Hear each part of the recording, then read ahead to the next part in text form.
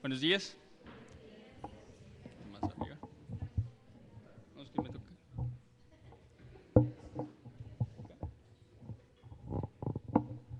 O así más. Así.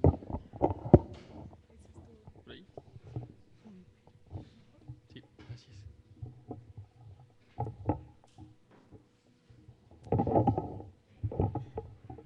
Buenos días. Oremos. Señor, gracias por todas tus bendiciones, por todo lo que has hecho, Señor, para que podamos conocerte, Señor, para que podamos darte a conocer. Por favor, abre los ojos de nuestro entendimiento, Señor. Permítenos centrarnos en las verdades espirituales que quieres enseñarnos, pero que no se queden solamente en nuestra mente como una buena información, sino enséñanos también a que estas palabras se conviertan en vida, se conviertan en decisiones que te honren. Amén. Bueno, veíamos durante la alabanza en el Salmo 36,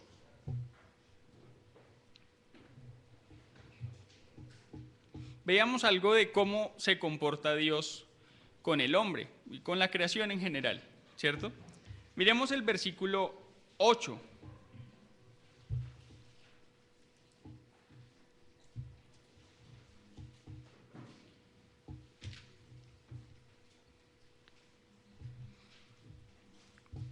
¿Cómo dice el versículo 8 del Salmo 36? Los alimentas con la abundancia de tu propia casa y les permites beber del río de tus delicias. ¿Alguna otra versión? Quedan completamente satisfechos con la abundante comida de tu casa. Tú les das a beber de un río delicioso. ¿Mismo? En aquí dice, serán completamente saciados de la grosura de tu casa, y tú los abrevarás del torrente de tus delicias. ¿Cómo suena eso? Súper bien, ¿no? ¿Quiénes serán completamente saciados?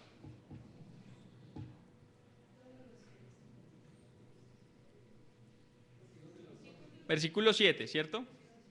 Dice, por eso los hijos de los hombres se amparan bajo la sombra de tus alas. Esos hijos de los hombres serán completamente saciados de la grosura de tu casa. O sea, van a quedar satisfechos, llenitos, como después de almuerzo. La pregunta es, ¿para qué? Tenemos un ejemplo en la palabra, que es el que quiero que miremos, que es el de Moisés. ¿Quiénes recuerdan la historia de Moisés? Más o menos. Sí. No por la película de los 10 mandamientos, sino por realmente haber leído la palabra. Pues Moisés nació en un tiempo un poco difícil. ¿Recuerdan en qué estado se encontraban los israelitas en el momento en el que nació Moisés? Estaban esclavos. ¿Recuerdan que había sido un proceso en el cual como que el faraón, viendo que se multiplicaban y que podían ser una amenaza, empezó a apretar las tuercas y empezó poco a poco? ¿Se acuerdan que subió los impuestos? Después los obligó a hacer trabajos cada vez más difíciles. Y el último paso de esa apretada, ¿cuál fue? Que los niños varones que nacían condenados a morir. Entonces Moisés fue un niño que nació condenado a morir. ¿Qué hizo Dios con este niño? ¿Recuerdan el modelo que había dejado desde Génesis 6, el de el arca? Para Moisés fue una, ¿cómo se llamaba? Una arquilla, o sea, una arquita chiquita, para que Moisés siguiera viviendo. Entonces Dios le salvó la vida a Moisés.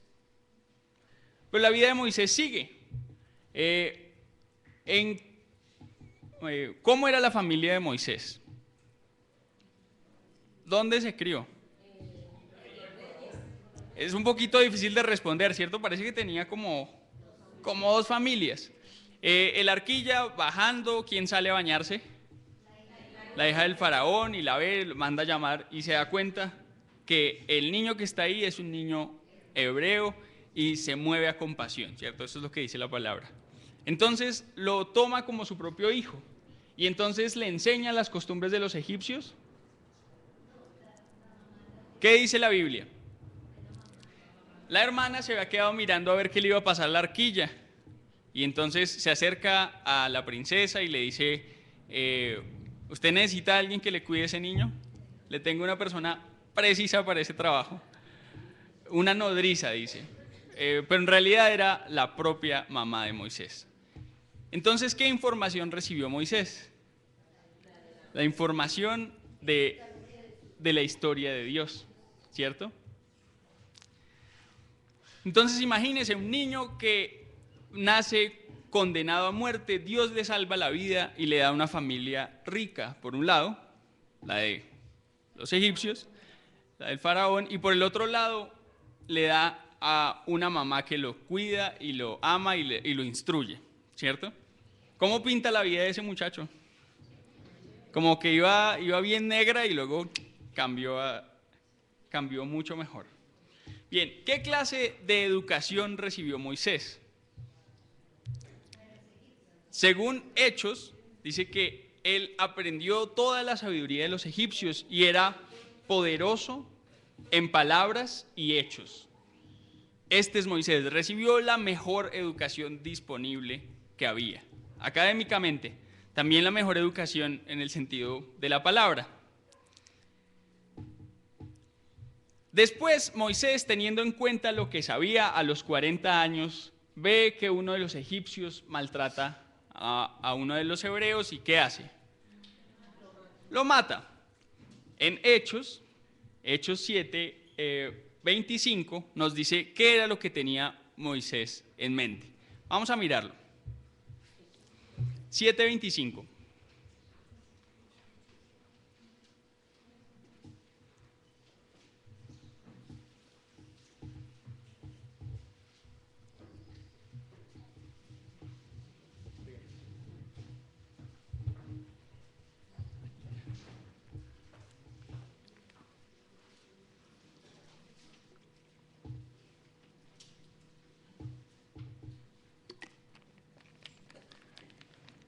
¿Quién se atreve, por favor?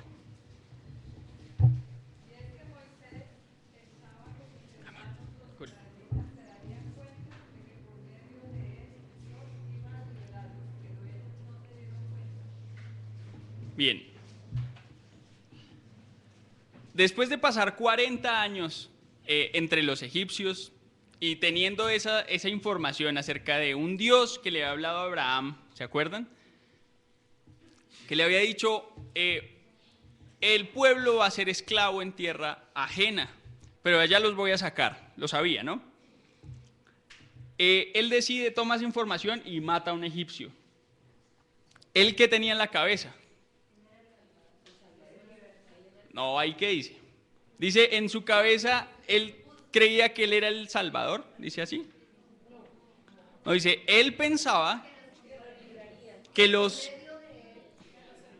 que sus hermanos entendían que él iba a ser el libertador. O sea, lo que él tenía era una suposición en su cabeza. Pensaba que lo que sus hermanos iban a entender es que a través de ese hecho iban a decir, uy, este es el que nos va a dar libertad.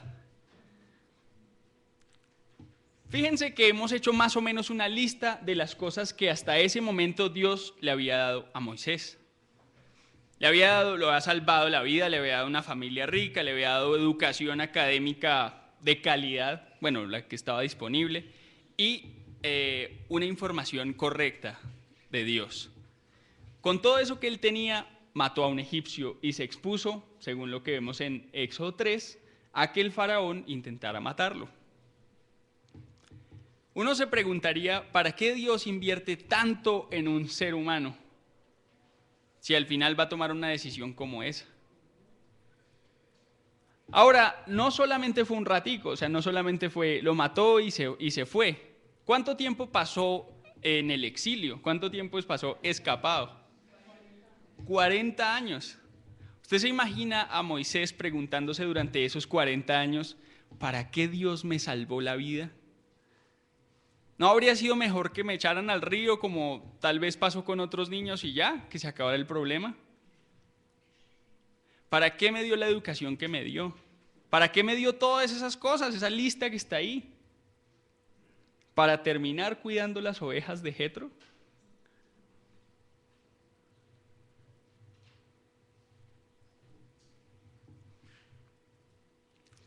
Después de esos 40 años, Dios llama a Moisés.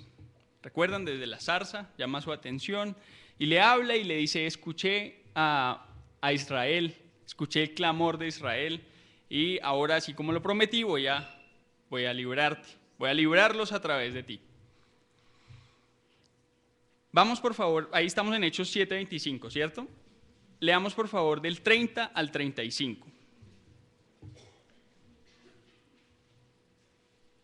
40 años después se le apareció en el desierto del monte Sinaí un ángel en la llama de una zarza ardiente. Moisés se sorprendió de lo que veía. Al acercarse para verlo mejor, se oyó la voz del Señor. Yo soy el Dios de tus padres, el Dios de Abraham, de Isaac y de Jacob. Moisés tembloroso no se atrevió a mirar. El Señor le dijo, descálzate porque el lugar en que estáis es tierra santa. He visto bien la esclavitud de mi pueblo en Egipto, he oído sus gemidos y he bajado a librarlos. Y ahora ven que te voy a enviar a Egipto. A este Moisés a quien había rechazado diciendo, ¿quién te ha puesto por jefe y juez? A ese Dios lo envió como jefe y libertador por mediación del ángel que se le apareció en la zarza. Bien, miremos el 36 también. Él fue quien los sacó obrando prodigios y milagros en Egipto, en el Mar Rojo y en el desierto durante 40 años. Bien, dice en la otra versión, este lo sacó habiendo hecho prodigios y señales en tierra de Egipto y en el Mar Rojo y en el desierto por 40 años. Entonces, nuevamente, muchas cosas que Dios hizo, cosas maravillosas que Dios hizo en Moisés y a través de Moisés. Recordemos algunas durante esos 40 años. Pues una está ahí, abrió el Mar Rojo. ¿Qué más?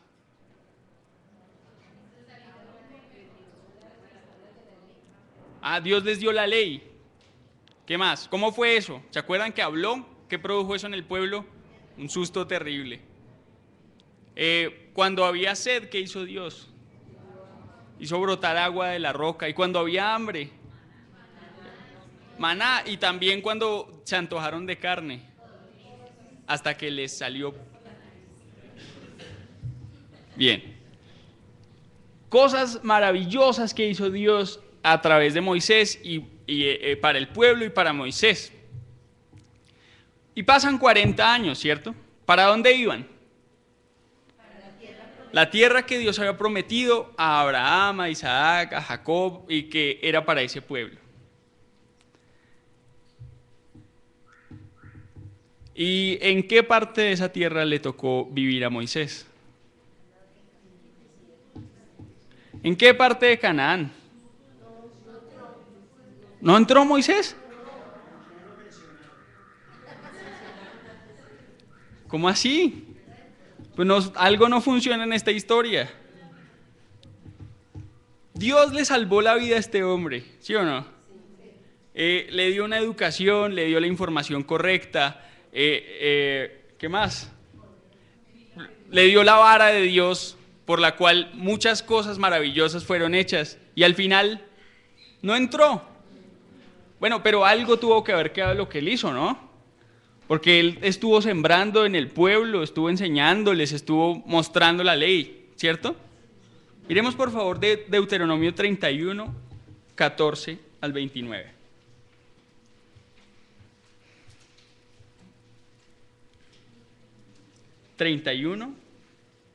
Versículo 14.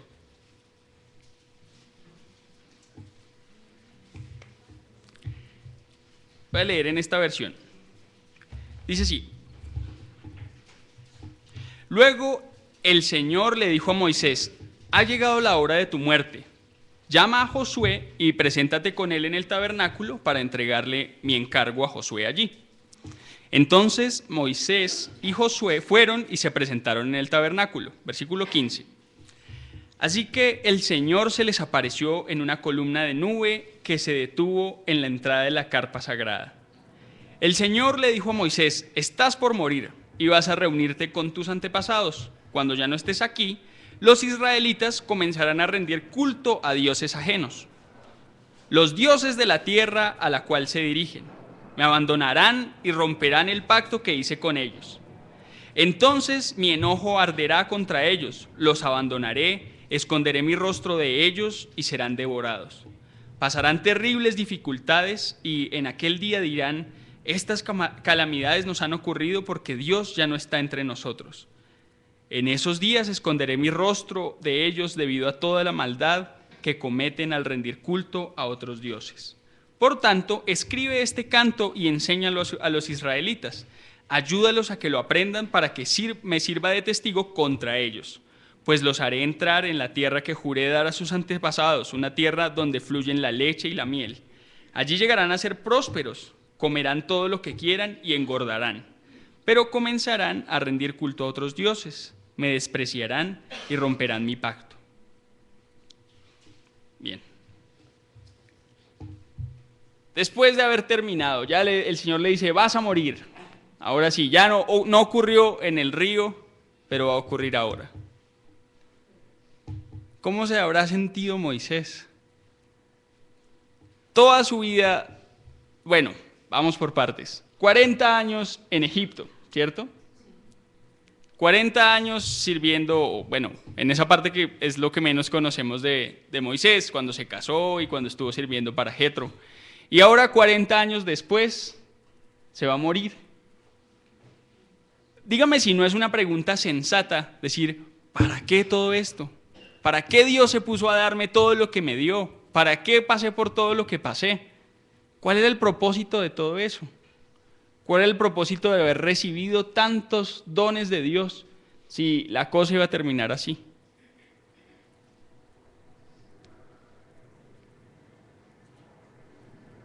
Como duro, ¿no? Bien, pues esta mañana, esa es una pregunta que quiero que trabajemos juntos.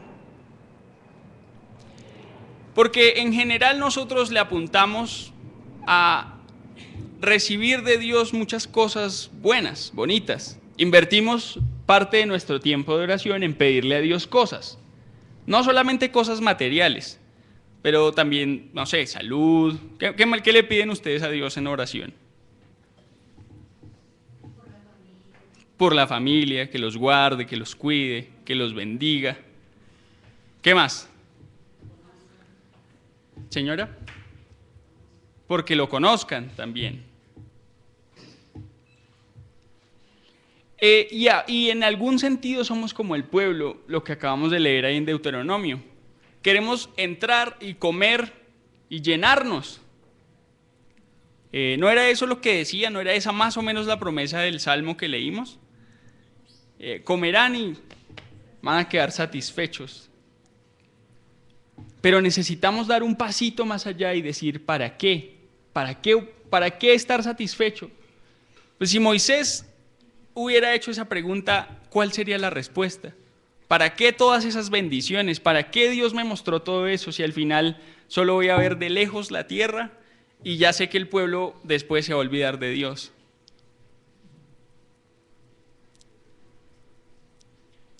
Bien, yo tengo solo pero digamos que son 3 hipótesis, 3 posibilidades de en qué punto nos encontramos como iglesia, como RFC. Es posible que no sepamos qué es aquello que Dios nos ha dado como iglesia. ¿Es posible? ¿O no? ¿O sí? ¿Qué nos ha dado como iglesia? ¿Quién se atreve? Como RFC hoy, 29, 28, 29 de septiembre. ¿Qué nos ha dado Dios como iglesia? Así como a Moisés le salvó la vida, le dio una familia rica, toda la lista que hicimos, ¿qué nos ha dado a nosotros como iglesia?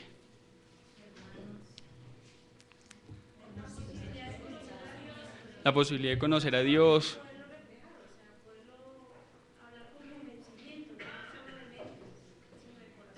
Bien.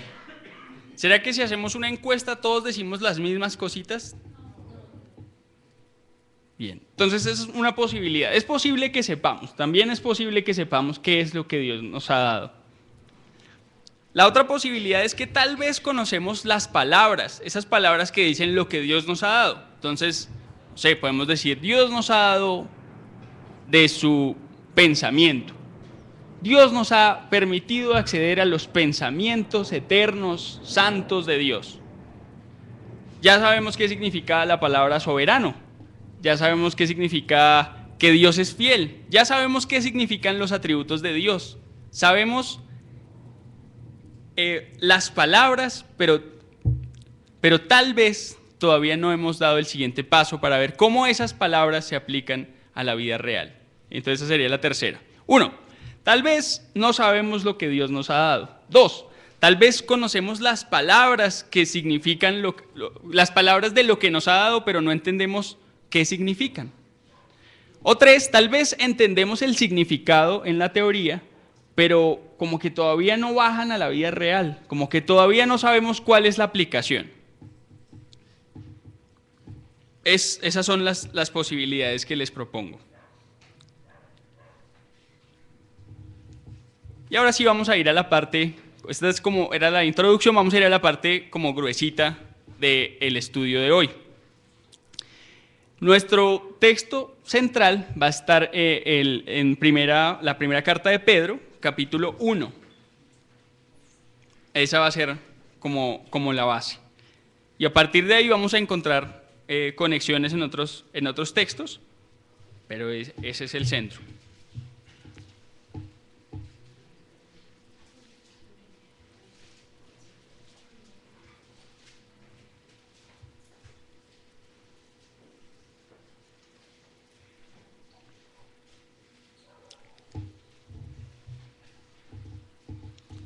Empecemos con el versículo 3.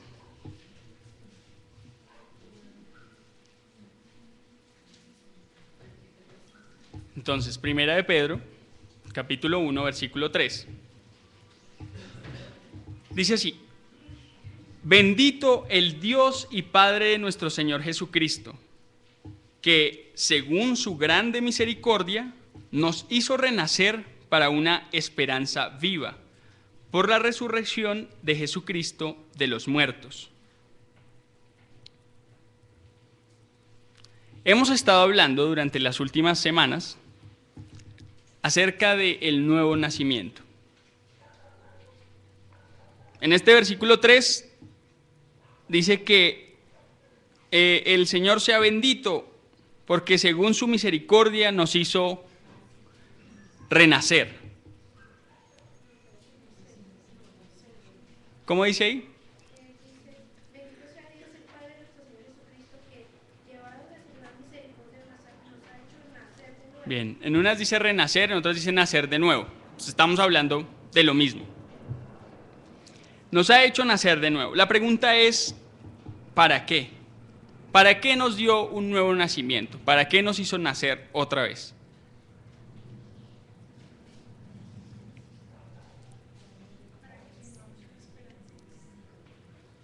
Señora. Para que tengamos una esperanza viva. O sea, hay un propósito en ese nuevo nacimiento y es que los creyentes tengan una esperanza viva. ¿Cuál es esa esperanza viva?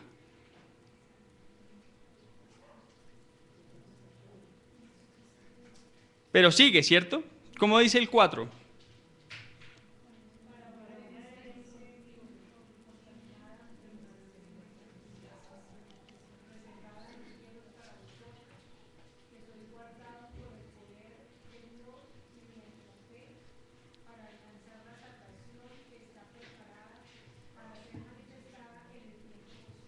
Bien.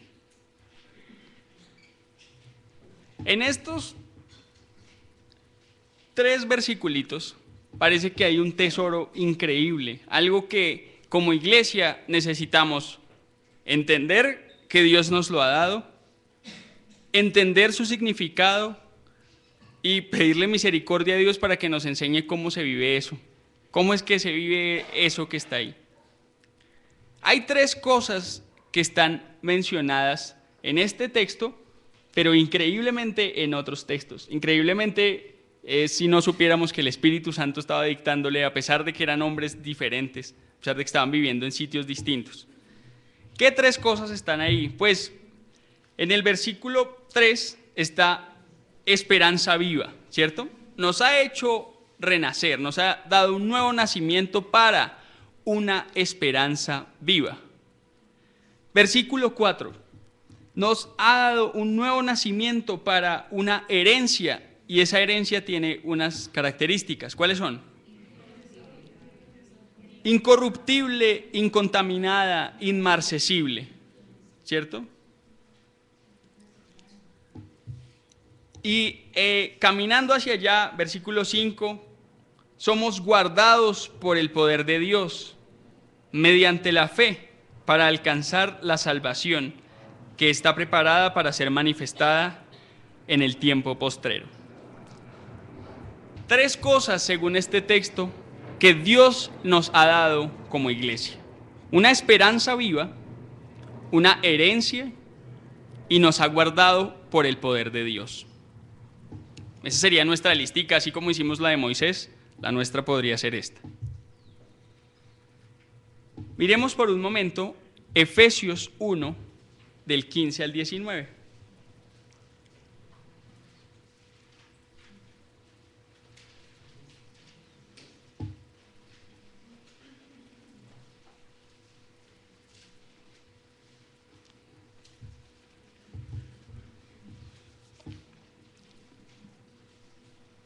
Esta dice así, Efesios 1 del 15 al 19. Desde que me enteré de su profunda fe en el Señor Jesús y del amor que tienen por el pueblo de Dios en todas partes, no he dejado de dar gracias a Dios por ustedes. Los recuerdo constantemente en mis oraciones y le pido a Dios, el glorioso Padre de nuestro Señor Jesucristo, que les dé sabiduría espiritual y percepción para que crezcan en el conocimiento de Dios. Pido que les inunde de luz el corazón para que puedan entender la esperanza segura que Él ha dado a los que llamó, es decir, a su pueblo santo, quienes son su rica y gloriosa herencia. También pido en oración que entiendan la increíble grandeza del poder de Dios para nosotros, los que creemos en Él. ¿Tiene algún parecido este texto con el que vimos en Pedro? ¿Cuál?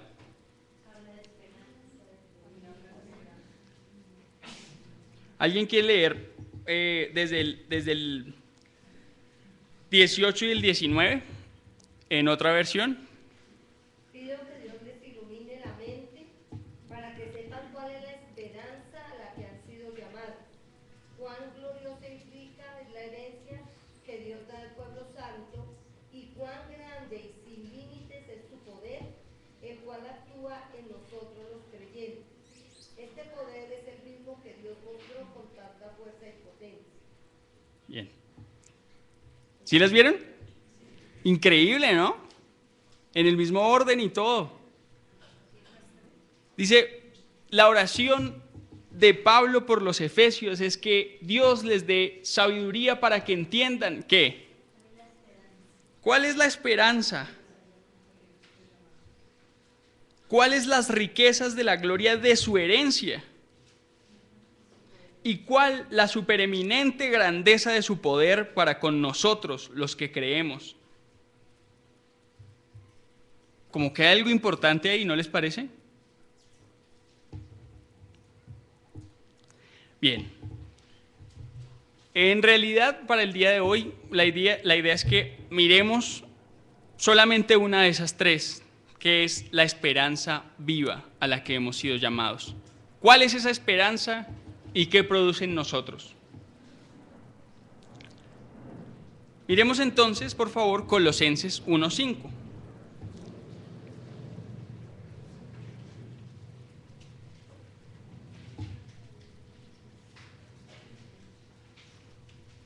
Si quieren, miremos desde el 3.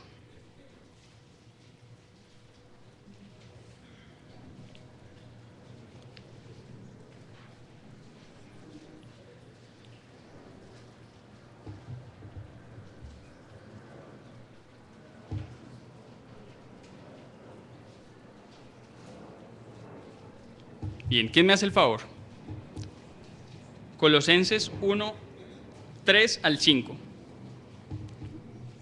Siempre oramos por ustedes y le damos gracias a Dios, el Padre de nuestro Señor Jesucristo, porque hemos oído de su fe en Cristo Jesús y del amor que tienen por todo el pueblo de Dios. Ambas cosas provienen de la firme esperanza, puesto en lo que Dios les ha reservado en el cielo. Ustedes han tenido esa esperanza desde la primera vez que escucharon la verdad de la buena noticia. Bien, ¿qué dicen esos 3 versículos acerca de la esperanza que Dios le ha dado a su pueblo?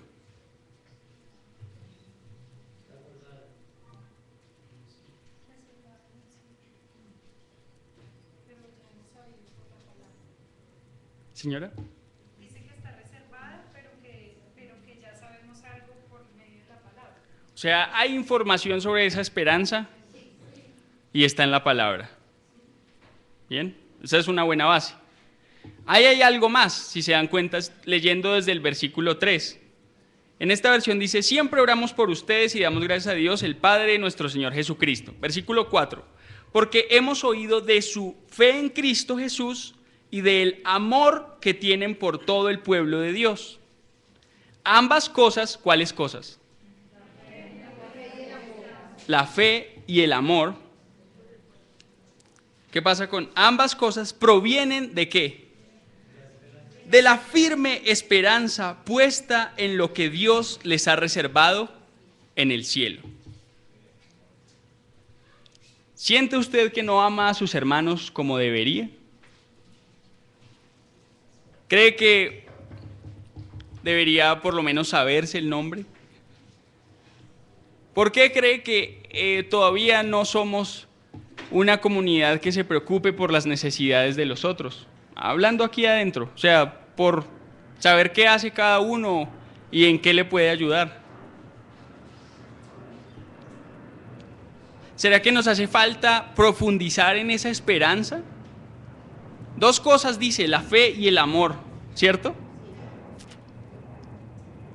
Si usted revisa esas dos palabras en su vida, la fe, ese creer en lo que Dios le ha contado acerca de sí mismo, y el amor que expresa hacia los demás, cuando usted revisa eso, si lo encuentra que está un poquito débil, como tambaleando, ¿no será porque esa esperanza todavía no es una realidad en nuestra vida? ¿O porque tal vez ni siquiera sabemos de qué se trata?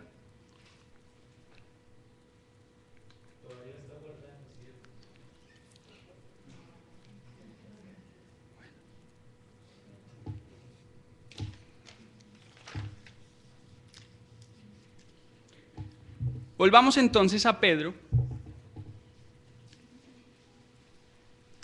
a 1 de Pedro 1, y vamos al versículo 13.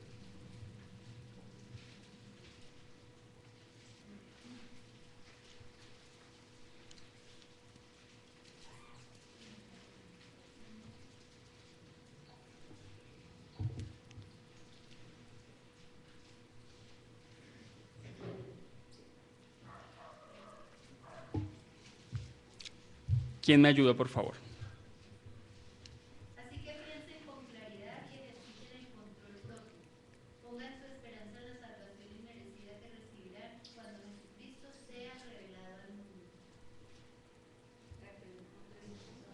Sí, señora. 1.13, 1.13, sí. ¿Alguien más?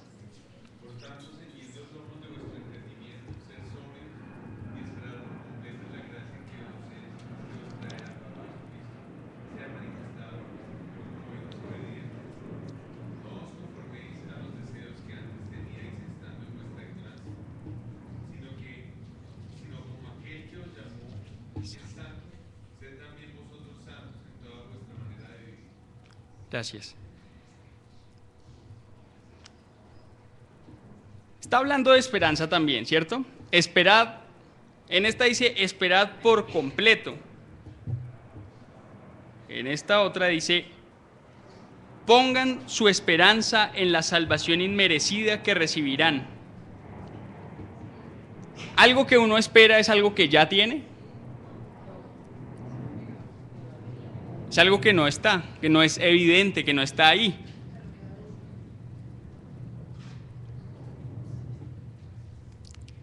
Pero dice por completo. ¿Qué significa esperar por completo? ¿Puede ser todo el tiempo? ¿Qué más? Sin dudar. Cuando uno está esperando algo como por completo, ¿se pone a hacer algo más mientras tanto?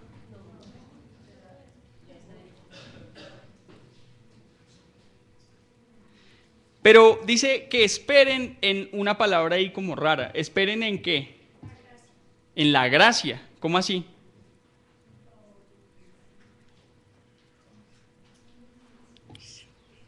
¿No hemos hablado de gracia alguna vez? Esperen en la gracia.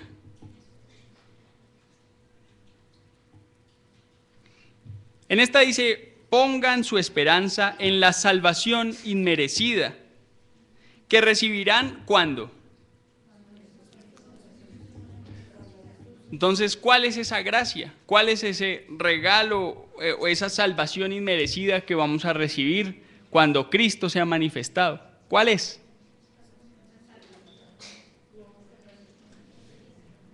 Pues no sé, miremos un par de textos más. Primera a Tesalonicenses, capítulo 4, versículos 13 al 17. Primera a Tesalonicenses, capítulo 4, versículos 13 al 17.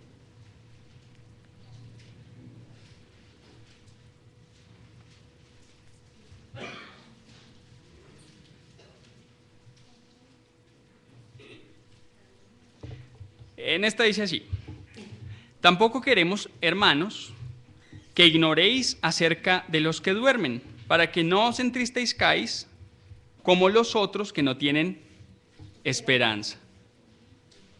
Porque si creemos que Jesús murió y resucitó, así también traerá Dios con Jesús a los que durmieron en él. Por lo cual os decimos esto en palabra del Señor, que nosotros que vivimos, que habremos quedado hasta la venida del Señor, no precederemos a los que durmieron, porque el Señor mismo, con voz de mando, con voz de arcángel y con trompeta de Dios, descenderá del cielo, y los muertos en Cristo resucitarán primero.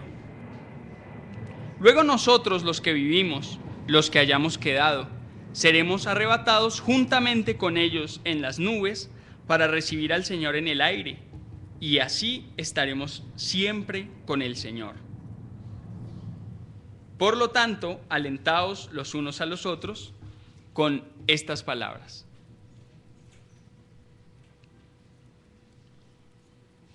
Cuando alguien muere, eso causa, según el versículo 13, una profunda tristeza. Pero para no entristecernos como los otros que no tienen esperanza, ¿cuál es nuestro aliento? ¿Cuál es nuestra esperanza? Según ese versículo, según ese pasaje. Cuando el Señor venga vamos a resucitar.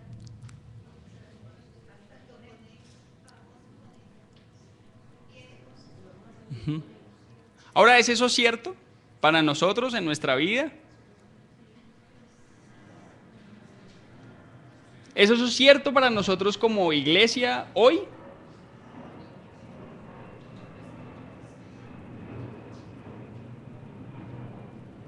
Bien, hay otro pasaje que habla de la esperanza en este mismo sentido. Colosenses 3, del 1 al 4.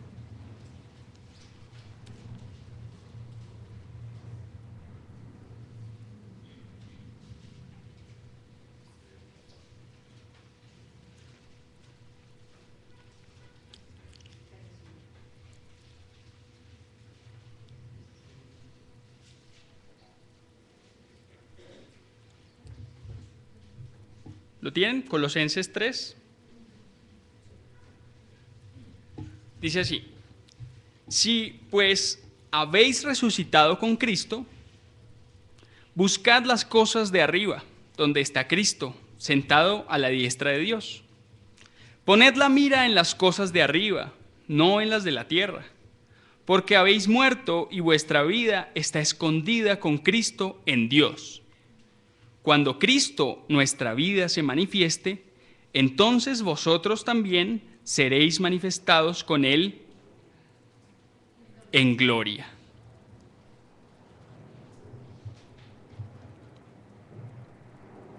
Esa es nuestra esperanza. Es así de básica. La pregunta es, ¿esto era un secreto para nosotros? ¿Esos pasajes estaban bloqueados hasta el día de hoy? ¿Estaban cerrados o no estaban escritos? ¿Nos lo sabemos de memoria, sí o no?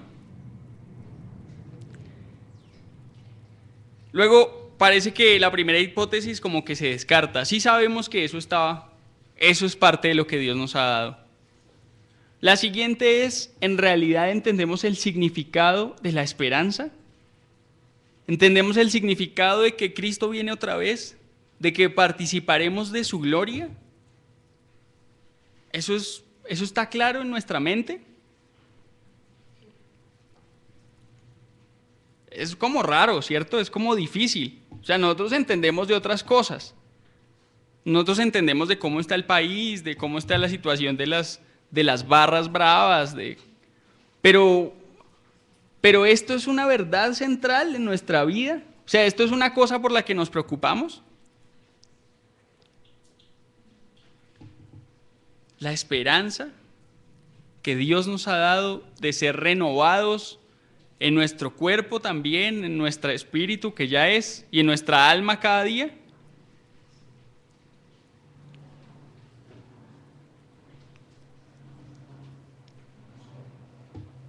Esa es la esperanza a la que el Señor nos ha llamado. Volvamos por favor a Pedro.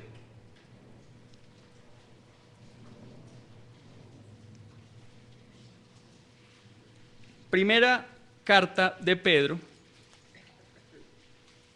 capítulo 1, versículo 13.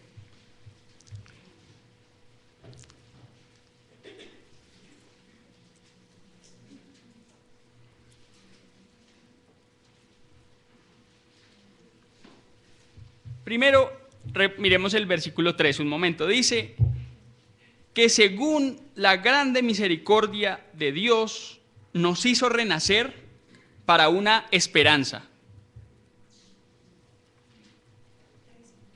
3, el primero 3. Una esperanza, ¿cierto? ¿No más? Una esperanza viva. ¿Cómo así una esperanza viva? ¿De qué se trata eso? ¿Qué es una esperanza viva? ¿En qué se diferencia de una esperanza que no es viva?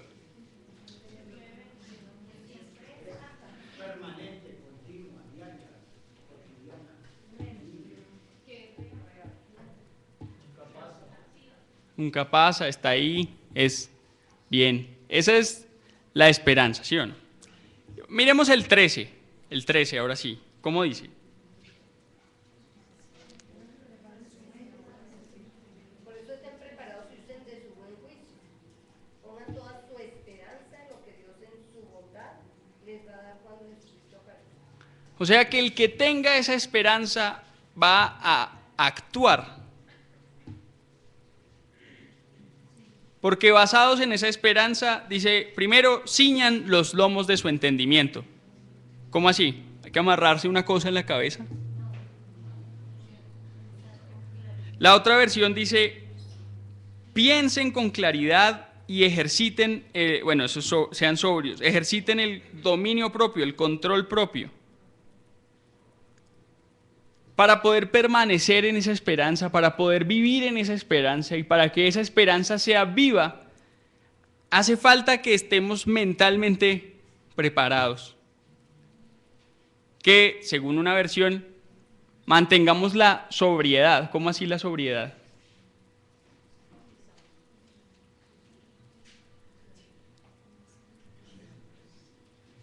¿Qué es?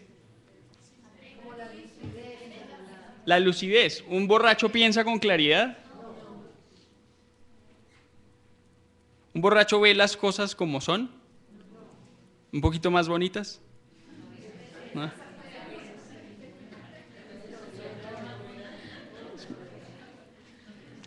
Un borracho toma decisiones de acuerdo a lo que ve, y lo que ve, ¿cómo está? Bien. Una esperanza viva es una esperanza que hace que el creyente tome decisiones que van caminando hacia el motivo de esa esperanza. ¿De qué decisiones nos habla ahí? Versículo 14. Como hijos obedientes, no os conforméis a los deseos que antes teníais, estando en vuestra ignorancia. Si esa esperanza es viva, si esa esperanza es real en nuestra vida, ¿a dónde nos va a llevar?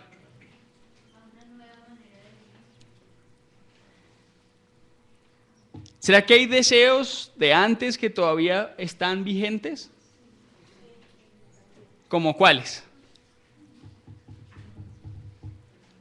¿Será que soñamos todavía con la gloria? ¿Que nos alaben? ¿Será que soñamos todavía con la riqueza, con los, no sé, con los viajes, con la estabilidad económica, con la salud? ¿Esa es nuestra verdadera esperanza? ¿Que en el futuro yo tenga para estar tranquilo? ¿Que me llegue la pensión? ¿Cuál es nuestra verdadera esperanza? Porque ahí es donde vamos a estar tomando decisiones. ¿Cuál es la esperanza que es viva para nosotros?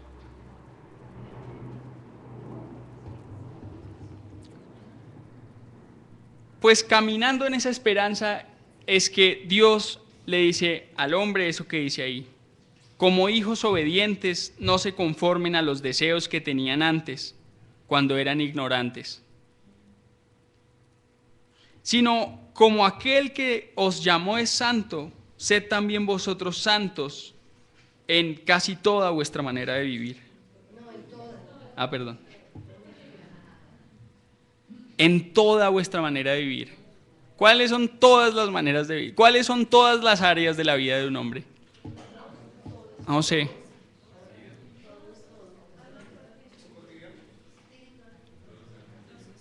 Si esa esperanza está vigente, si la conocemos, la entendemos y la aplicamos, ¿cómo va a ser nuestra vida?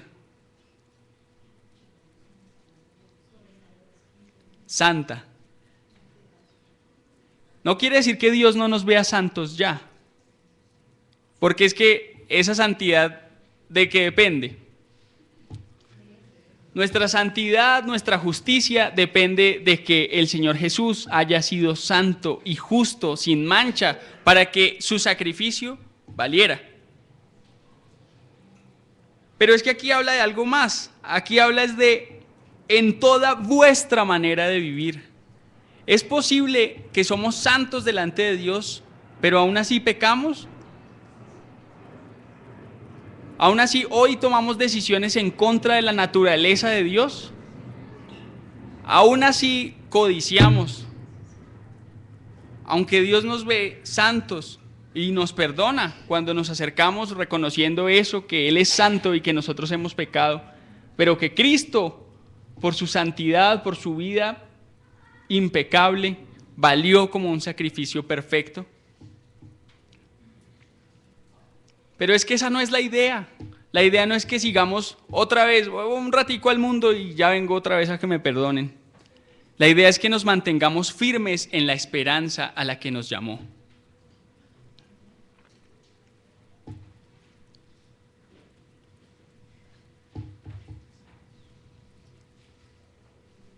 Hijos obedientes que no se amoldan a los malos deseos. Eso dice, ¿cierto?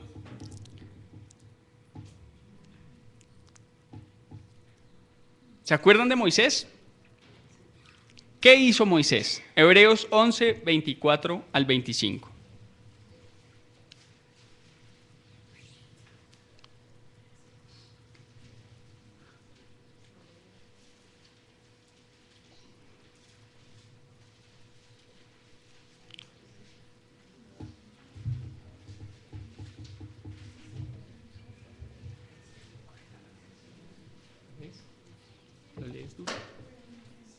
Hebreos 11, 24 y 25.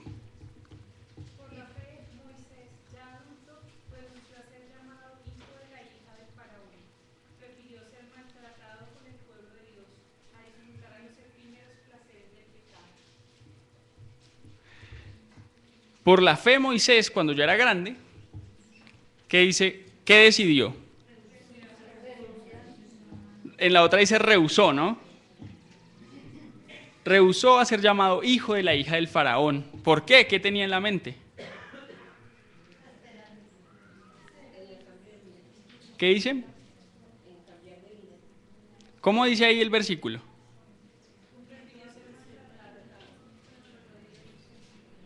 Prefirió ser maltratado junto con el pueblo de Dios que gozar de los deleites temporales del pecado. ¿Y el siguiente versículo qué dice?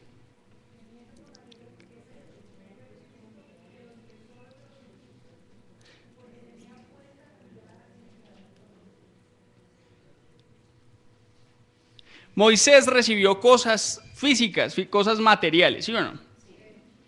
En Egipto. ¿Qué hizo con esas cosas? ¿Renunció porque eran una cosa fea? Dice, la palabra es rehusó, ¿no? En Reina Valera, rehusó. Uno rehúsa de algo que, si a uno no le gusta la sopa, no, rehuso esa sopa. Uno renuncia a lo que le gusta. Bueno, pues para Moisés probablemente fue así. En el camino de nuestra esperanza, ¿será que podemos irnos con esa maleta llena de todo lo que nos gusta? ¿O habrá que dejar algunas cositas?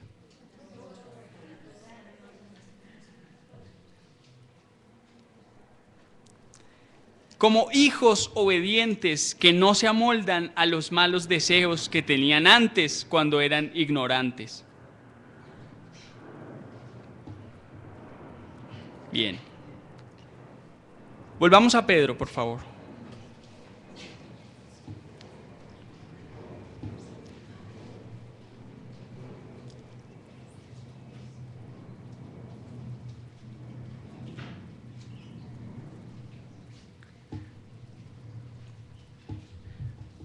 Bien, el 14 dice así: como hijos obedientes no os conforméis a los deseos que antes teníais, estando en vuestra ignorancia, sino como aquel que os llamó es santo, sed también vosotros santos en toda vuestra manera de vivir.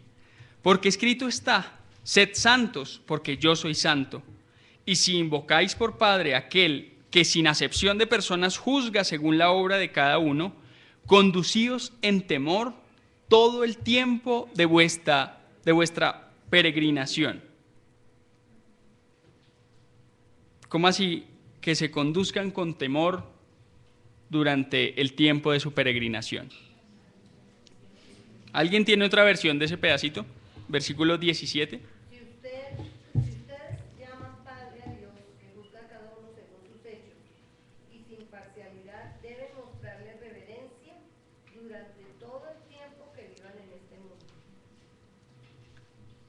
Dice que el tiempo que vivimos acá lo vivimos como peregrinos, ¿sí?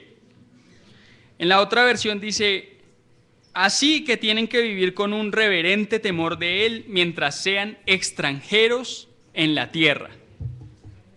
¿Y por qué extranjeros?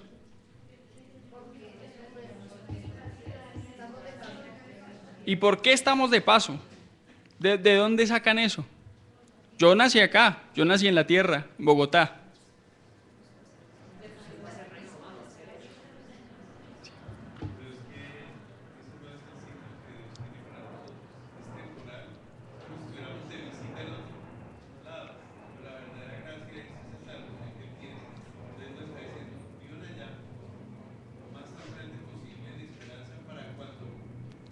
Ahora dice lo más santamente posible, lo humanamente posible. Vivan en la tierra, pero vivan como extranjeros. Cuando uno se va de vacaciones, tiempo, ¿no? Melgar, digamos. Uno se busca una casa en Melgar y un trabajo, ¿sí o no? Pues a los 15 días, mientras tanto, ¿por qué no?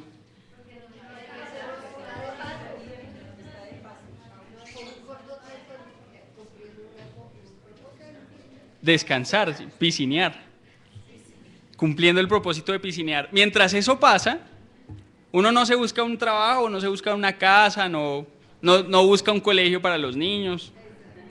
Nada hay que quedarse estacionado. ¿Por qué en cambio si queremos echar raíces aquí, en la tierra?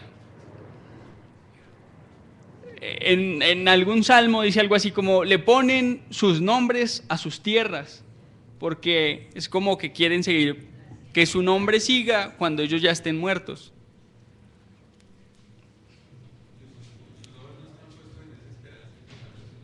Bien. Justamente, cuando uno está extranjero, hay una sensación muy curiosa y es que uno está en esa tierra, pero sabe que tiene un boleto de regreso en algún momento. Entonces, ¿para qué apegarse a algo que va a ser temporal? Y es lo que nos está llamando el Señor. Si esta tierra va a ser temporal, ¿para qué se pegan si el real camino soy yo y está aquí conmigo? Todo el reto y todo hacia donde estamos tratando de apuntar esta mañana es, si esa esperanza es vigente, entonces nuestros anhelos, nuestro caminar diario se va a ver afectado. No solo como individuos, porque es que piense que las cosas que recibió Moisés no fueron solo para Moisés. Es más, si fueron solo para Moisés, pues Dios se equivocó. Porque ni siquiera pudo entrar a la tierra prometida. Ni siquiera podía disfrutar de los milagros que ocurrían por el camino porque el pueblo todo el tiempo se quejaba.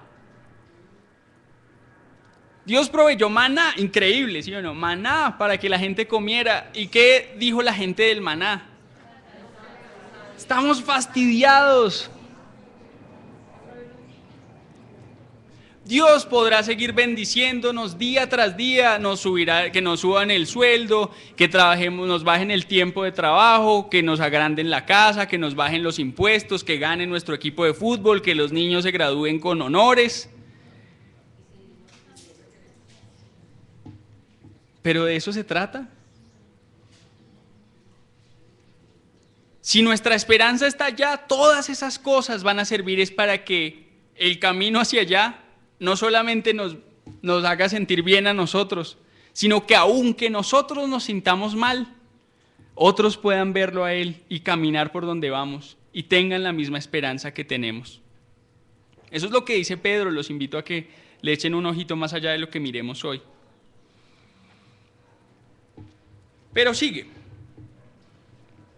Versículo 18. Dice, desde el 17, recuerden, estábamos diciendo que se conduzcan en temor todo el tiempo de su peregrinación. ¿Por qué dice en temor?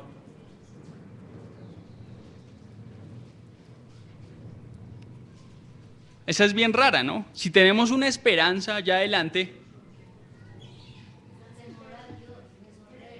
O sea, ¿es miedo? No, no es miedo, pues es temor a Dios. Es dependencia, es esto. ¿Mentir es malo o es bueno? Muy malo. ¿En todas las circunstancias? ¿Y por qué? Si es para salvarle a una persona un dolor profundo, ¿no sería eso fruto de la misericordia? ¿No? Porque va contra la verdad. Ahí no hay misericordia. Bien. ¿Fumar es malo o es bueno? Malo. ¿Por qué? Porque da cáncer. ¿Por qué más? Porque atenta contra la salud de uno.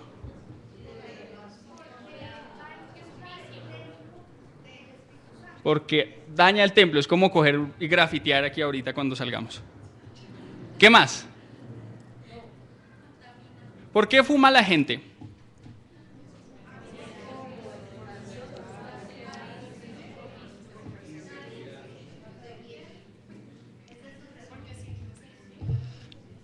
¿Cómo se siente una persona mientras fuma? Bueno, hay varios, ¿no? No sé. Algunos se sentirán muy chévere. Yo soy chévere porque... Otro calma los nervios, ¿no? Otro, pues, no sé. Yo he escuchado gente que fuma porque tiene frío. ¿Cuáles son nuestras razones para vivir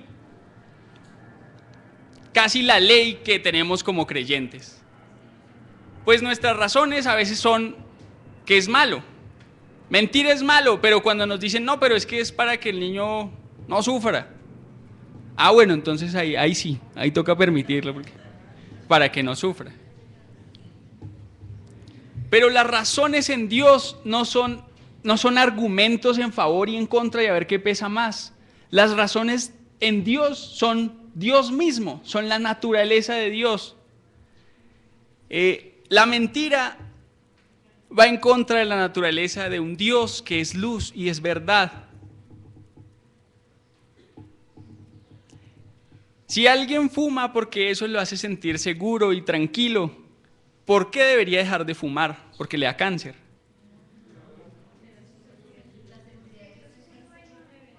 Porque el único capaz, así como dice Colosenses, ustedes están completos en Dios. Increíble, ¿no?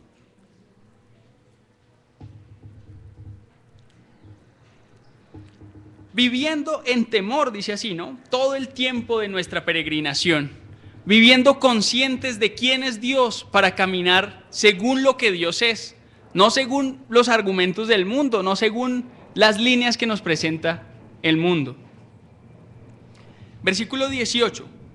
Sabiendo que fuisteis rescatados de vuestra vana manera de vivir, la cual recibisteis de vuestros padres, no con cosas corruptibles como oro o plata, sino con la sangre preciosa de Cristo, como de un cordero sin mancha y sin contaminación, ya destinado desde antes de la fundación del mundo, pero manifestado en los tiempos postreros por amor de vosotros, y mediante el cual creéis en Dios, quien le resucitó de los muertos y le ha dado gloria, para que vuestra fe y esperanza sean en Dios. Sabiendo que fuisteis rescatados de vuestra vana manera de vivir. ¿Qué es vano? Sin profundidad, superficial. Señora. Inútil. La vana manera de vivir, ¿cuál es? De la que fuimos rescatados. ¿Cuánto más o menos valía la vana manera de vivir? ¿Cuánto vale algo inútil? 0, ¿cierto? Antes deme plata para que yo me lo lleve. Eso que valía 0, esa vana manera de vivir, ¿cómo se pagó? ¿Cuánto valió?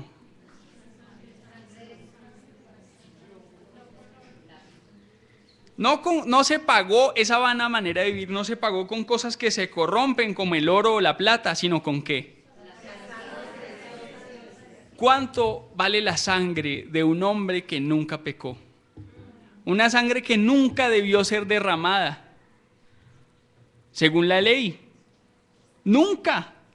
El hombre que vivió todo lo que el Padre le enseñó, conforme a lo que Dios quería.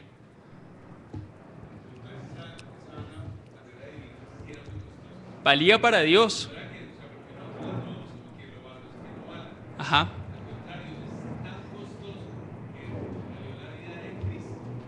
Ese es el punto. Lo que estábamos haciendo, Dios nos dio la vida. Es que no dice rescatados como de una vida, sino de una forma de vivir esa vida. Esa forma de vivir esa vida, ¿cuánto valía? No servía para nada. Pero el hecho, sí, gracias, es una aclaración bien pertinente. El hecho de que Dios haya puesto de sí mismo en nosotros hizo que para Él fuéramos importantes. ¿Estábamos viviendo como Él quería que viviéramos? No. ¿Estábamos desarrollando los dones que Él había puesto, los dones valiosos de Dios en nosotros? Pues no. ¿Estábamos apuntándole a que las personas conocieran a Cristo? No. Y aún hoy como creyentes, en realidad, ¿es ese nuestro énfasis? Es que ese es el llamado hoy. O sea, el asunto es que antes decíamos, sí, pues vivíamos en el mundo, nos preocupábamos por tener más dinero, pero hoy vivimos como creyentes y tal vez nos preocupamos por tener más dinero, solo que ahora le pedimos a Dios que nos dé más dinero.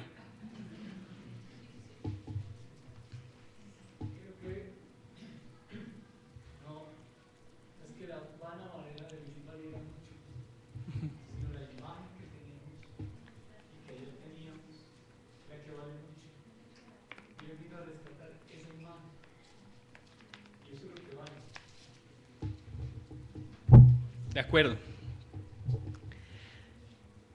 Pero sí nos da dos como referencias acerca de valor. Uno, ¿cuánto vale la sangre de Cristo? Y dos, ¿cuánto le importa la iglesia a Cristo?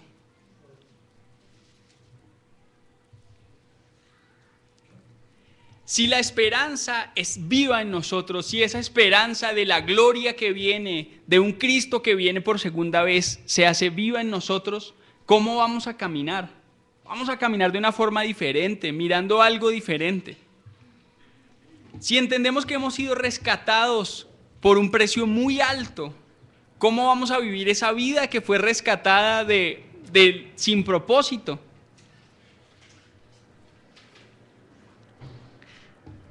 Y finalmente, al haber sido renacidos, versículo 23, no de simiente corruptible, sino de incorruptible por la palabra de Dios que vive y permanece para siempre, porque, perdón, no es el 23. Versículo 21, mediante el cual Cristo creéis en Dios, quien le resucitó de los muertos y le ha dado gloria para que vuestra fe y esperanza sean en Dios, en la obra de Dios. Bien.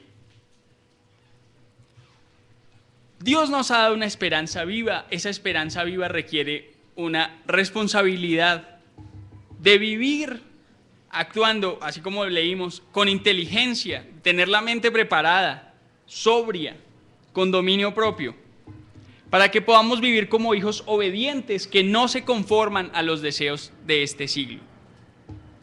Hemos sido rescatados por un precio alto y el siguiente paso, según aquí el versículo 22, ¿cuál será?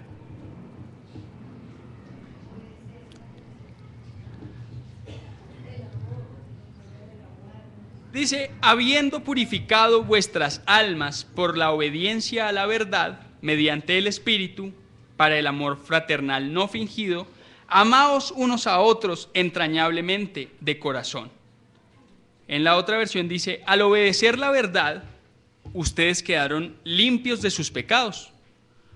Por eso, ahora tienen que amarse unos a otros como hermanos, con amor sincero. Ámense profundamente de todo corazón. ¿Se acuerdan que habíamos visto cómo la fe y el amor están fundados en la esperanza que tenemos? Pues la purificación, esa justificación de Dios para nosotros por medio de Cristo, que nos ha hecho puros, no es un fin en sí mismo. ¿Para qué limpia uno el piso de la casa?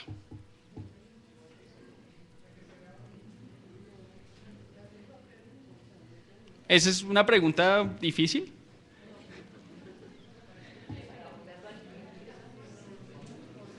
¿Para qué limpia uno el lavamanos?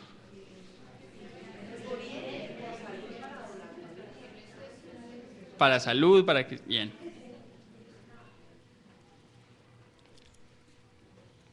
¿Para qué hemos sido limpios nosotros? Nos purificó, ¿no? Dice, habiendo purificado nuestras almas por la obediencia a la verdad. ¿Por qué no? Ese podría ser el fin, ¿no? Habiendo purificado vuestras almas por la obediencia a la verdad. Amén. Ese es un gerundio, ¿no? Habiendo. O sea que hay algo que ocurre al mismo tiempo. ¿Para qué hemos sido purificados? ¿Qué dice ahí, el 22?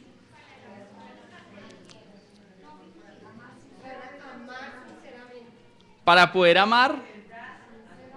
¿Qué es purificar? ¿Qué es eso? Eso suena como muy elevado, pero no es tanto, ¿sí? ¿Qué es descontaminar? Cuando, bueno, no sé mucho, más o menos, a ver si este ejemplo sirve. ¿El agua qué es? Hidrógeno y oxígeno, ¿sí o no? ¿Qué es agua contaminada? Hidrógeno, oxígeno y chichi, no sé, cualquier otra cosa. Bacterias, gracias. Lo que no sea hidrógeno y oxígeno es contaminación. Lo que está de más.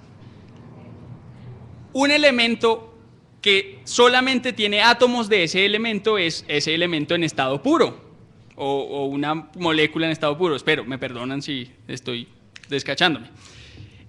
La pureza, si hemos sido purificados para que seamos 100% divinos por Cristo, justos, no es para luego ser puestos en un altar y que nos adoren. No es para que los hombres nos vean desde arriba y concedamos favores. Hemos sido purificados para que algo pase a través de nosotros, sin contaminación. ¿Qué? El amor de Dios. Si no somos capaces de amar como Dios ama, que es con una entrega total, que es, ¿se acuerdan? Corintios 13, ¿cómo es que dice? Todo lo sufre, todo lo espera, no busca lo suyo. Si ese amor puro, 100% puro, sin un poquitico de egoísmo, no pasa a través de nosotros, ¿por qué será? Bueno, hay algo de contaminación, o sea que el Señor no hizo bien su trabajo. ¿Será que es esa falta de estar conscientes de la esperanza a la que hemos sido llamados?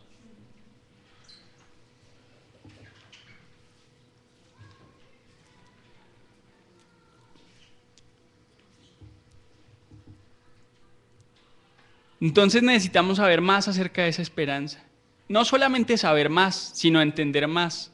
Y no solamente saber y entender más, sino vivir más en esa esperanza. Pero sigue.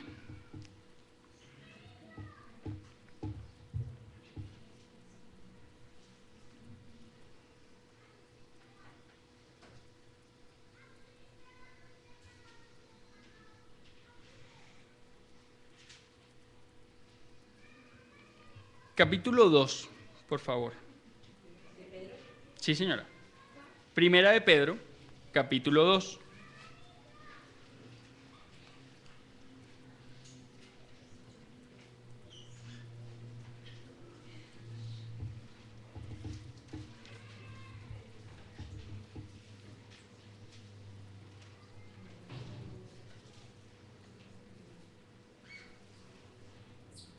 Uno al 3, por favor. Por lo tanto, dejen de hacer lo malo. No se digan mentiras, no sean hipócritas, no sean envidiosos ni chismosos. Más bien, busquen todo lo que sea bueno y que ayude a su espíritu, así como los niños recién nacidos buscan ansiosos la leche de su madre. Si lo hacen así, serán mejores cristianos y Dios los salvará, pues ustedes han comprobado que el Señor es bueno. ¿Alguna otra versión? Por lo tanto, despójense de toda clase de maldad, todo engaño, hipocresía y envidia, y toda clase de chismes. Como niños recién nacidos, busquen con ansia la leche espiritual pura, para que por medio de ella crezcan y tengan salvación, ya que han gustado la bondad del Señor. Bien. Al vivir en esa esperanza, comprometidos con lo que viene, viviendo como hijos obedientes, ¿qué hace falta que hagamos? En la versión, en Reina Valera, otra vez hay un gerundio, en el 1, dice desechando, ¿cierto? Y hay una lista. Y el versículo 2 empieza con otra palabra, desead. Desechando, desead. O sea, sale una cosa y entra otra. ¿Qué es lo que sale? En esta versión dice toda malicia. Toda malicia. ¿En todas dice malicia? Malicia, maldad. ¿Qué es malicia? ¿Qué es malicia? Bien, en el diccionario de la Real Academia dice intención solapada, de ordinario maligna o picante, con que se dice o se hace algo. ¿Quedará algo de eso en nuestra vida? ¿Algo de malicia? indígena, es que dicen a veces, malicia indígena. Y la gente se siente orgullosa de eso, ¿no? De tener cierta doble intención con lo que se hace, de ganarse 1 peso o 2 pesos más a costa del otro, de hacer un poquito menos, y eso es algo de lo que sacar pecho. Pero dice, desechando el 98% de la malicia, toda malicia, todo engaño, o sea, ¿cuánto queda? Todo engaño, hipocresía, envidias y todas las detracciones, como dice en la otra versión, y todos los comentarios hirientes, dice acá. Todos los comentarios hirientes. Usted hace más o menos, haciendo así por encimita, en la semana, ¿cuántos comentarios hirientes al esposo o a la esposa? O a las personas en la calle, al que conduce mal. ¡Puñuelo! Escuché a alguien. ¿Cuántos comentarios hirientes en el día? O ya no nos salen, ya no, ¿cierto?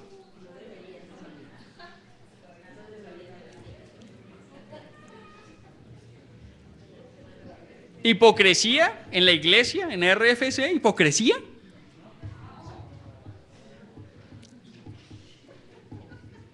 Pero, ya en serio, ¿hipocresía en RFC? Y si la hay, no la busque afuera, búsquela ahí.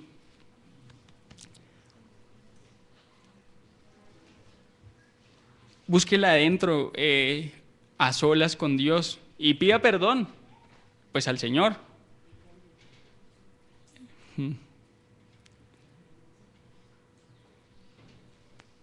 ¿Envidia? ¿Será que son cosas que todavía tienen un nidito pequeño ahí? Un espacito para es que somos humanos. Pero si nuestra esperanza es clara, ¿cuánto de eso tiene que haber? Si la esperanza de la gloria es que vamos a tener visiblemente de la divinidad de Dios. Ya la tenemos, pero se va a hacer manifiesta. Eso es increíble. Eso vale más que cualquier cosa que hayamos podido desear, que hayamos podido codiciar o que anhelemos.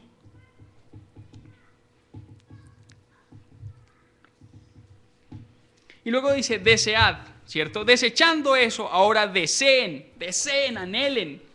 ¿Cómo?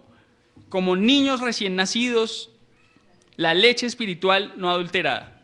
Niño recién nacido tiene un reflejo, que se llama el reflejo de succión. ¿Para qué sirve?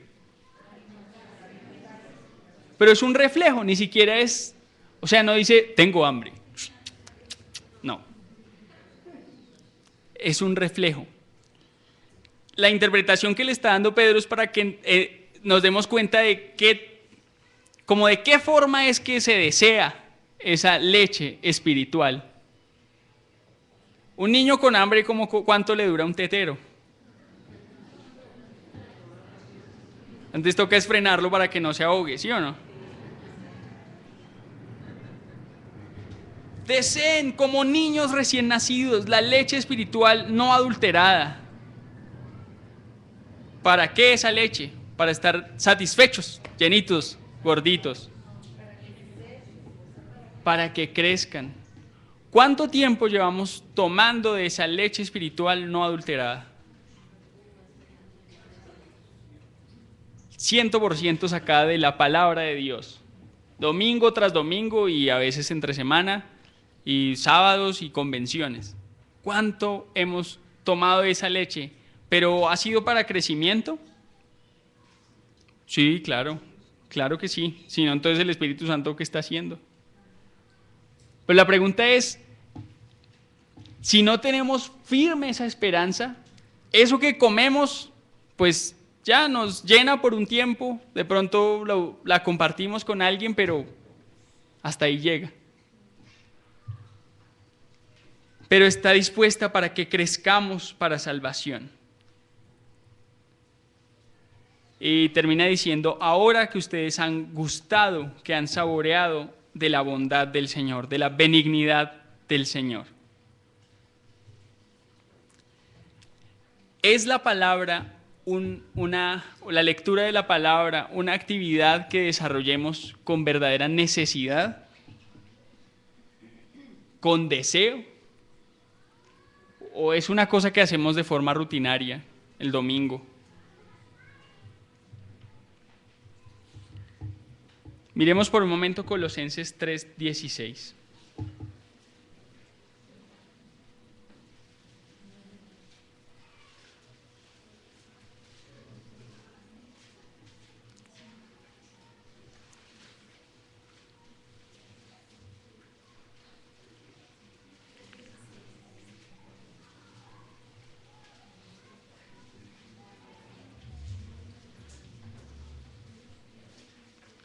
Colosenses 3:16. No se olviden nunca de las maravillosas enseñanzas de Cristo, y cuando se enseñen unos a otros o se corrijan, háganlo de manera inteligente, canten salmos, himnos y cantos espirituales, dando gracias a Dios de todo corazón. ¿Alguien más? ¿Otra versión? Que el mensaje de Cristo permanezca siempre en ustedes con toda su riqueza. Instrúyanse y amonéstense unos a otros con toda sabiduría. Con corazón agradecido canten a Dios salmos, himnos y cantos espirituales.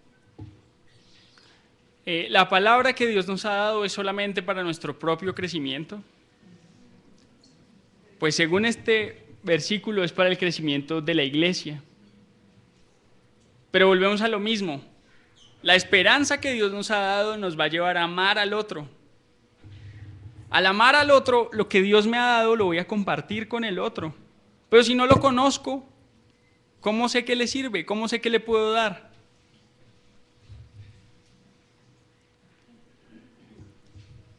Bien, hemos visto hasta ahora que esa esperanza que Dios nos ha dado como creyentes, como iglesia, es como un buen punto de partida para tomar decisiones sobre nuestras propias vidas, sobre la vida individual, la de la familia y la de la iglesia. Hemos visto que ese esperar en la gracia nos va a ayudar a vivir como hijos obedientes que desechan los malos deseos de antes para ahora, en cambio, tener un fundamento sólido para la fe y amar al otro. Hemos visto que por esa esperanza entendemos haber sido rescatados de una forma de vivir que era inútil por un valor que es carísimo, que fue el de la sangre de Cristo. Hemos visto que en esa esperanza hemos sido purificados, pero no para ser puestos en un pedestal, sino para que podamos amar al otro, como Dios lo ama 100%, sin impureza. Y hemos visto que hace falta dar un paso que es doble, de desechar una lista de cosas que es malicia, engaño, hipocresía, envidia y calumnia, para ahora desear como niños recién nacidos la palabra de Dios. Creo que eso en parte responde la pregunta que nos hicimos al principio. ¿Para qué Dios nos ha dado lo que nos ha dado como iglesia, como hijos de Dios? El contexto de esta carta de Pedro está viviendo el último periodo de Nerón como emperador. Nerón, parece, quería ampliar Roma, quería seguir construyendo, pero para eso tuvo que incendiar primero. Necesitaba un chivo expiatorio y entonces estaban los cristianos. Entonces el imperio, la gente, empezó a odiar a los cristianos porque ellos habían incendiado Roma, aunque no la habían incendiado. Pedro está escribiéndole a personas que están siendo perseguidas y les cuenta cuál es la esperanza que tienen para que se mantengan firmes en la fe, sin renegar, sin angustiarse, sino con la esperanza. Es posible que nosotros como creyentes hoy estemos sufriendo algo parecido en donde trabajamos o en nuestra familia o no sé. La opinión general de las personas sobre los cristianos no es muy buena. Esta también es entonces una esperanza para vivir como Él quiere. Por favor, miren Pedro, y en Pedro también van a encontrar el asunto de la prueba y de la aflicción.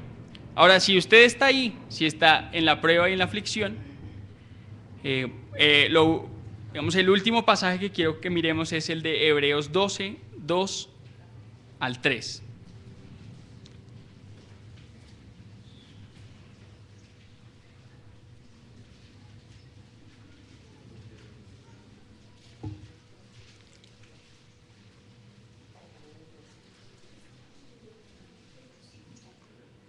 Recuerden que vimos hace un momento en Hebreos 11 cómo Moisés prefirió, dice, el vituperio de Cristo, las aflicciones del Mesías, antes que los tesoros de los egipcios. Y dar ese paso parece que no es tan fácil. Desear ser maltratado antes que, no sé, tener plata. Es que como que lógicamente no cuadra. Pero el ejemplo es el del Señor Jesús. Hebreos 12, versículos 2 y 3. ¿Cómo dice? Fijemos nuestra mirada en Jesús, pues de Él procede nuestra fe, y Él es quien la perfecciona. Jesús soportó la cruz sin hacer caso a lo vergonzoso de esa muerte, porque sabía que después del sufrimiento tendría gozo y alegría, y se sentó a la derecha del trono de Dios.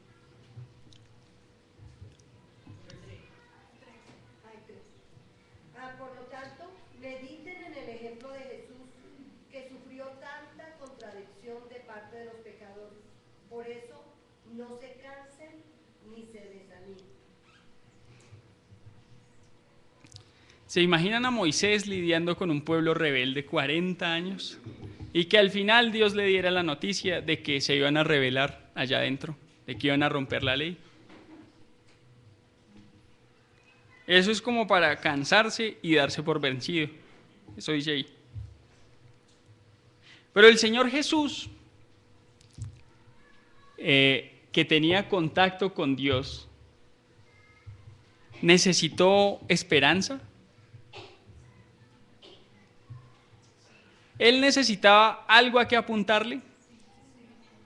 ¿Qué? ¿Qué dice ahí el 2 y el 3?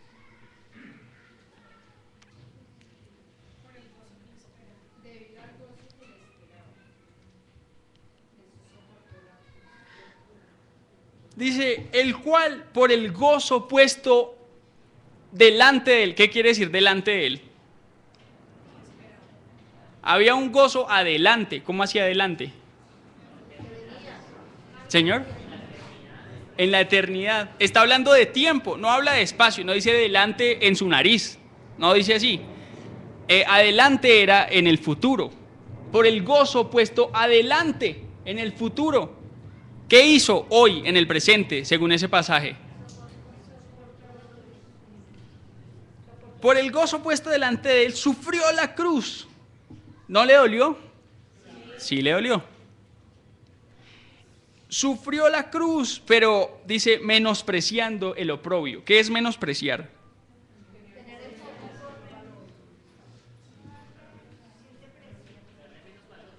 Darle menos valor, ¿sí? Esta cruz, ¿cuánto vale? 100,000. Pero el Señor Jesús la estimó como 5. Por el gozo puesto delante de él.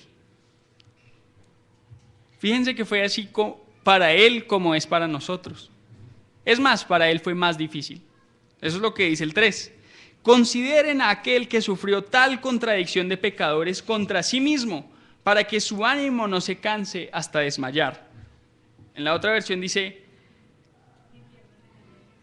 señora, como son dos cosas, ¿sí? No se cansen ni pierdan el ánimo. Así no se cansarán ni se darán por vencidos. caminar hacia esa esperanza, y eso lo verán, o ustedes pueden mirarlo revisando la segunda carta de Pedro. Hay gente que empieza a decir, pues ¿dónde está Cristo? Si es que va a venir, a ver, muéstremelo. A ver, ¿dónde está? A ver, ¿dónde está Cristo al que está esperando? ¿O es que le va a llenar la nevera?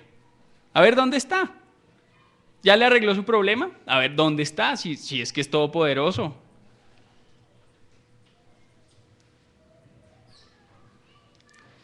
Pero la contradicción que podamos sufrir nosotros no se parece a la de Cristo. Ahí sigue, en el 4, porque todavía no hemos resistido hasta la sangre.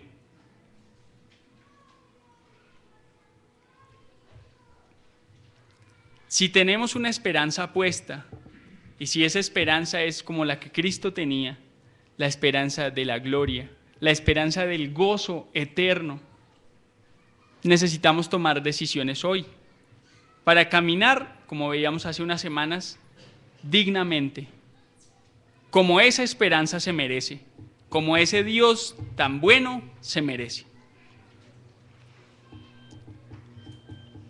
Dejemos 5 minutos para, si usted hay algo que haya escuchado hoy, que le haga ver que tiene que tomar decisiones, si tiene confianza con la iglesia, compártalas. Es posible que nos sirva a otros para tomar decisiones correctas.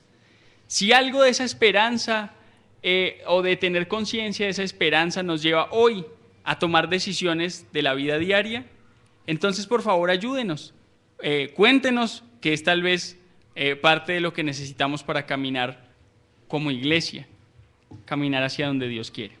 Entonces, ¿alguien tiene algo? Me gustaría que pudiéramos leer Hebreos 12 desde el 1.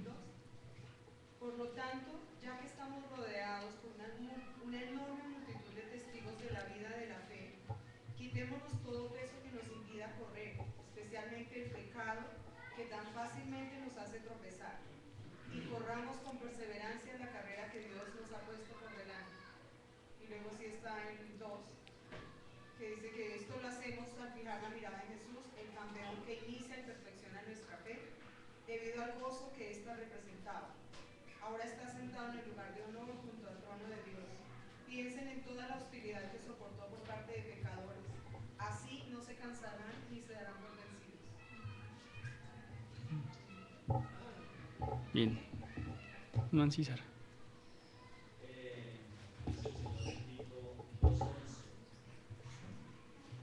Por la gracia de Dios que trae salvación a todos los hombres, se manifestó, enseñándonos que renunciando a la impiedad y a los deseos mundanos vivamos en este siglo templada, justa y piamente, esperando aquella esperanza bienaventurada y la manifestación gloriosa del gran Dios y Salvador Jesucristo, que se dio a sí mismo para redimirnos de toda iniquidad. Gracias. Yo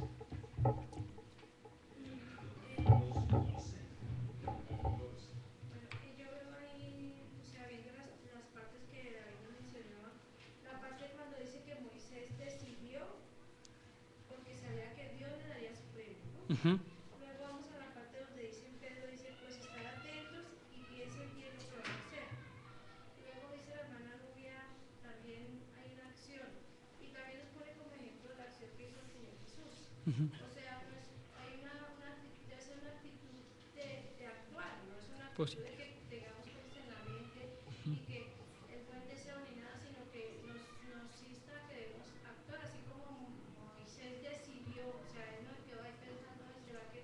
No, él actuó, pero porque sabía que Dios le iba a dar su premio y en quien había confiado. Y Pedro todo el tiempo nos está diciendo, hagan, hagan, y el Señor Jesús hizo.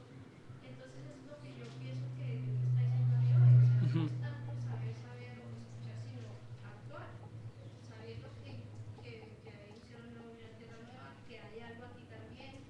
Y lo otro que también me ponía a pensar es el amor, porque es que uno a diario está con las personas y las ves, como nos vemos nosotros y nuestros hijos y la gente con la que vivimos, que ellos están en actitudes que están contrarias al pensamiento de Dios, y uno los ve ahí y uno los ve como que, ay, sí, como que algún día Dios llegará ahí, pero no hay ese amor de verdad que esa persona va a condenar, o de que se va a ir para el infierno, o que realmente se va a perder algo valioso. O sea, que no, entonces es como una actitud también hay como un sopor ahí,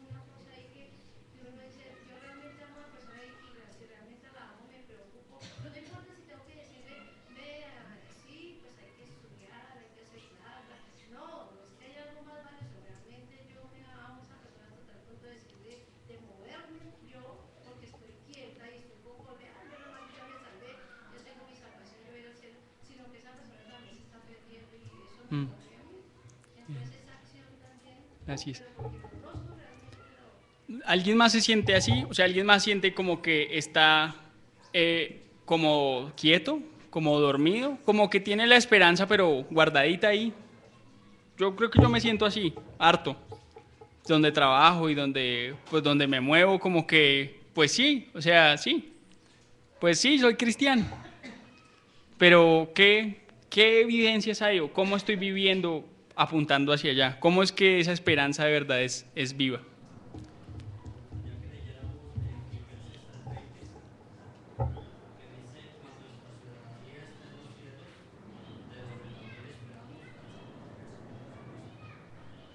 Gracias, hermano. Bien. ¿Alguien más? Échenle cabeza. Sí es cierto que se nos vienen pasajes porque es que la palabra, yo solamente mirando un poquito esto, pareció Colosenses, Efesios, por todos lados, esperanza, herencia y poder, ahí están. Y eso apoyando al amor y a la fe. O sea, salen y salen y salen. Pero más allá de eso es, con lo poquitico que hayamos podido ver hoy, ¿qué decisiones nos toca tomar hoy? O sea, si no le ponemos una realidad a esa teoría, como decía la hermana Esperanza, pues se queda en que sí, lo sé y es muy bonito, voy a hacer un cuadro y lo pongo en la casa. Pero, ¿qué más? Bien.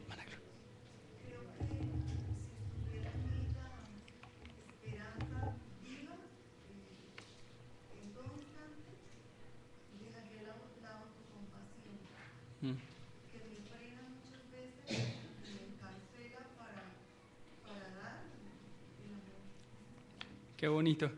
¿Escucharon lo que dijo la hermana Gloria? Imagínense a Moisés diciendo, ay, otra vez esta gente se rebeló contra Dios, qué pobre de mí. Bien. Sí, seguramente nos frena como iglesia.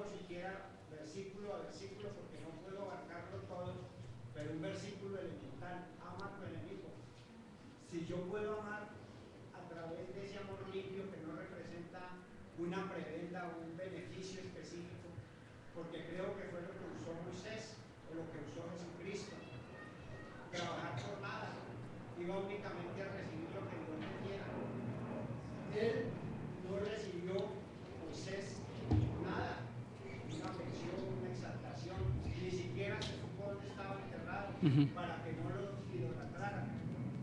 Asimismo, uno debiera pasar de manera disciplinada, peregrinar por la tierra, únicamente transmitiendo un poquito de amor. Bien. La buena noticia es que la esperanza, es decir, el premio sí está ahí, está en la palabra.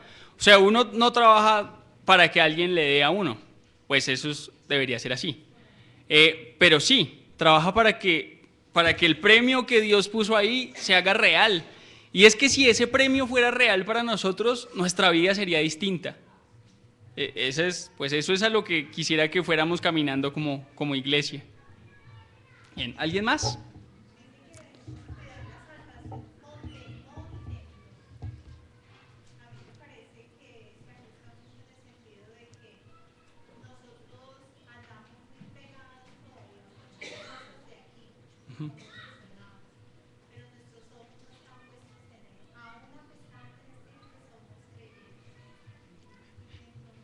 ¿Cómo hacemos? ¿Cómo hacemos para que la esperanza sí esté y que veamos que el otro hermano se va a desviar y le digamos, oiga, tranquilo, mire, es por acá? ¿No será que hay alguna forma de hacerlo como iglesia? O sea, es que esa es una realidad, pero no es de hoy. ¿Hace cuánto estamos ahí? ¿Hace cuánto estamos dándole vueltas a la misma cosa? Sí, la esperanza, sí, Dios, y sí, seguimos apegados aquí a las cosas, pero ¿qué es lo que nos falta? ¿Qué es lo que podemos hacer para que esa esperanza sea común? para que estemos unidos en alcanzar lo que Dios nos prometió. Bien, ¿alguien más? ¿Oramos?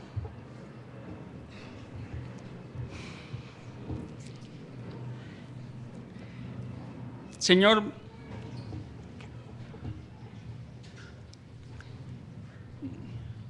gracias por tu verdad, Señor, porque no pasa de moda, Señor. Gracias por dejar tesoros que hacen parte de la herencia que has preparado para tu pueblo. Gracias por permitirnos participar de tu proyecto, de tu plan.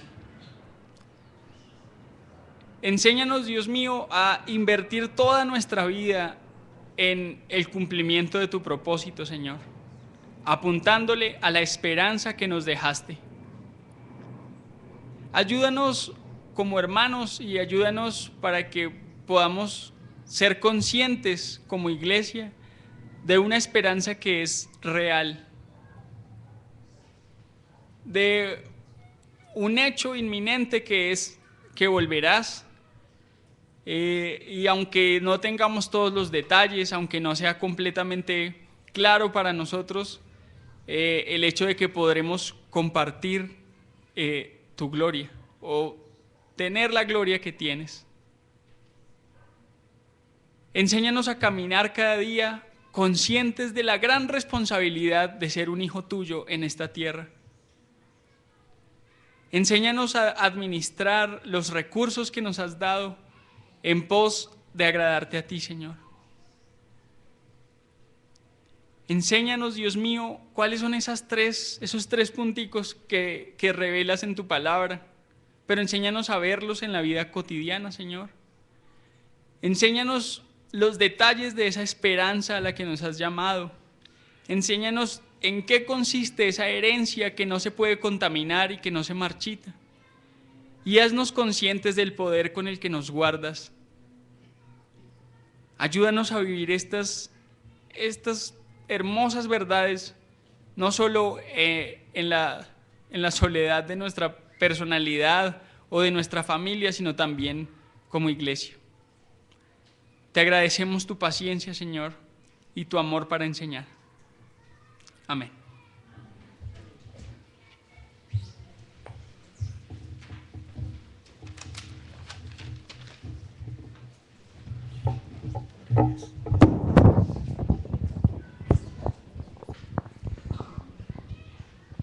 El pueblo de Israel estaba esclavo en Egipto.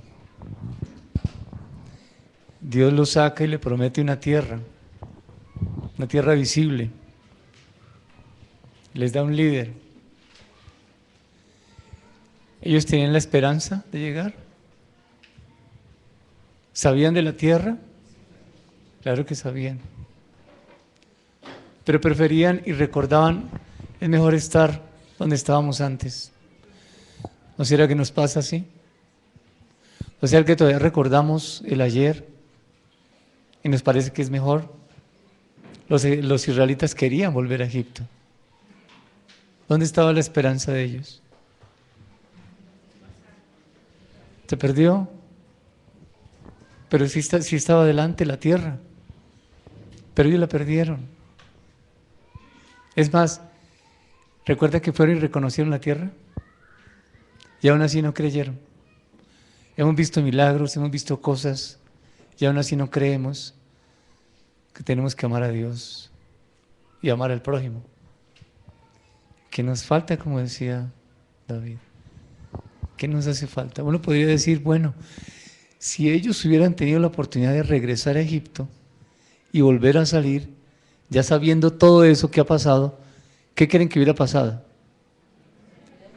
Arreglen la cosa, ¿no es cierto? Si no, pues ya sé que esto está mal. Pues voy a tomar lo que dijo David, volviendo al caso nuestro de redes. ¿No les parece que hemos empezado de nuevo? Empezamos con nuevo nacimiento. Nosotros sí tenemos esa posibilidad porque ya empezamos de nuevo. Estamos comenzando.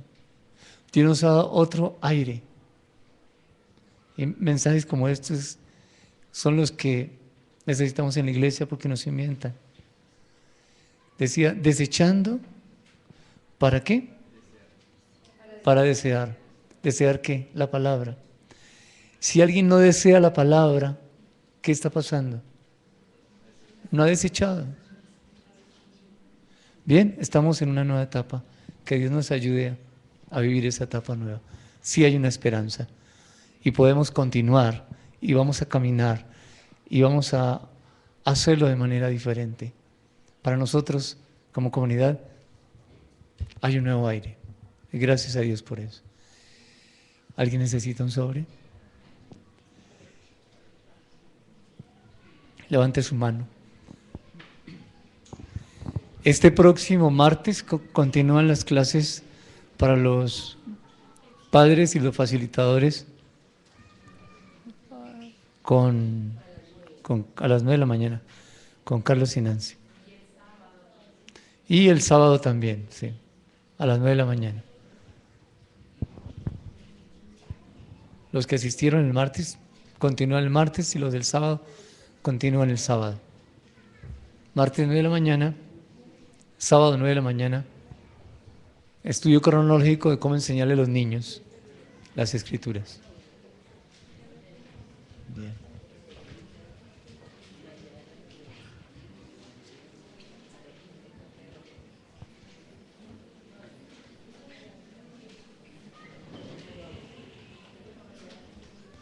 Bien, un abrazo para todos. Dios continúe bendiciéndoles. Nos vemos en 8 días confiando en Dios.